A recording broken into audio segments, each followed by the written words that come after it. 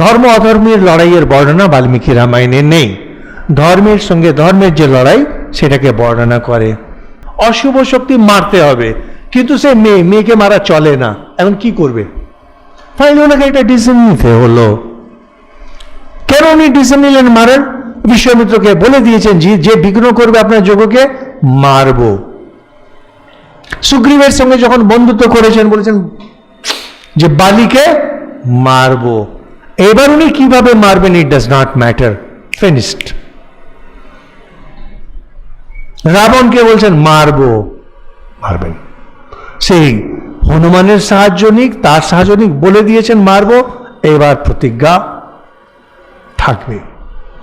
এই যে সত্য প্রতিজ্ঞা শ্রীরাম, যে শ্রীরামচন্দ্র যখন বলে দিয়েছেন রাম ও দৈর্ঘ্যাভিভাষতে, বলছেন সীতাকে তিনি পানি গ্রহণ করেছেন। হ্যাঁ, তার লোকেরা বলছে যে সীতা রাবণের কাছে ছিল, she is a bad example, she should be exiled।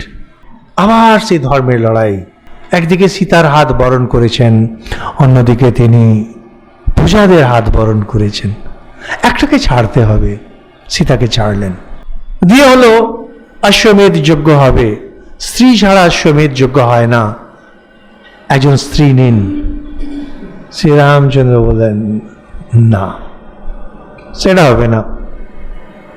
আমি সীতাকে আমার প্রাণ দিয়েছি, মন দিয়েছি, নমর। তার সম্বন্ধে গিয়ে তার হবে কি করে? সীতার সোনার মূর্তি বানাও। সীতার সোনার মূর্তি বানিয়ে করা হলো। ওই একবার যার হাত ধরে নিয়েছে আর হবে না, অন্য দিকে আর যাবে না। তোমার যজ্ঞে যদি প্রবলেম হচ্ছে, let's work out something different. শ্রীরামচন্দ্রের লজিক ভেরি সিম্পল, রাম দৈর্ঘ্যাভিভাষতে, রাম দুই রকম কথা বলে না।